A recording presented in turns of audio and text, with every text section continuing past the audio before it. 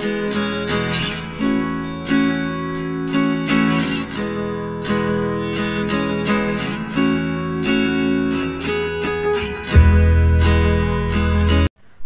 All, ಇವತ್ತು ಸಮ್ಮರ್ಗೆ ಅಂತ ಒಂದು ಡ್ರಿಂಕ್ನ ತಯಾರಿಸ್ತಾ ಇದ್ದೀನಿ.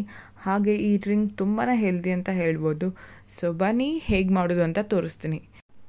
ಮೊದಲಿಗೆ ಇಲ್ಲಿ ನಾನು 2 ಗ್ಲಾಸಷ್ಟು ಹಾಲನ್ನ ತಗೊಂಡಿದ್ದೀನಿ.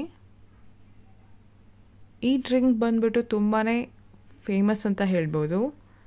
ತುಂಬಾ ಟೇಸ್ಟಿಯಾಗಿರುತ್ತೆ. ನೀವು ಕೂಡ ಟ್ರೈ ಮಾಡಿ ಹೇಗೆ ಬಂತಂತ ಹೇಳಿ. ಸೊ ಇಲ್ಲಿ ನಾನು ರೂಹ್ ಅಫ್ಜಾನ ತಗೊಂಡಿದ್ದೀನಿ 2 ಸ್ಪೂನಷ್ಟು.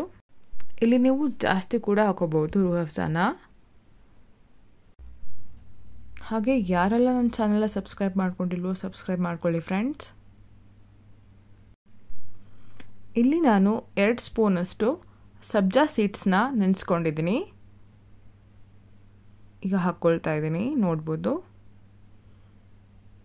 ಇಲ್ಲಿ 4 ಸ್ಪೂನಷ್ಟು ಸಕ್ಕರೆನ ತಗೊಂಡಿದ್ದೀನಿ. ನೀವು ಸಕ್ಕರೆ ಅಳಿತನ ಹೆಚ್ಚು ಕಮ್ಮಿ ಮಾಡ್ಕೋಬಹುದು. ಈ ಡ್ರಿಂಕ್ ತುಂಬಾ ಫೈಬರ್ ರಿಚ್ ಅಂತ ಹೇಳ್ಬೋದು, ಯಾಕಂದರೆ ಇಲ್ಲಿ ನಾವು ಸಬ್ಜಾ ಸೀಡ್ಸ್ನ ಹಾಕ್ಕೊಂಡಿದ್ದೀವಿ. ಈಗ ಅದು ಸಕ್ಕರೆ ಕರಗೋವರೆಗೂ ಚೆನ್ನಾಗಿ ಕಲಿಸ್ಕೊಳ್ಳೋಣ. ಈಗ ನೋಡ್ಬೋದು, ಇಲ್ಲಿ ನಾನು 1 ಕಪ್ಪಷ್ಟು ಐಸ್ ಕ್ಯೂಬ್ಸ್ನ ಹಾಕ್ಕೊಳ್ತಾ ಇದ್ದೀನಿ.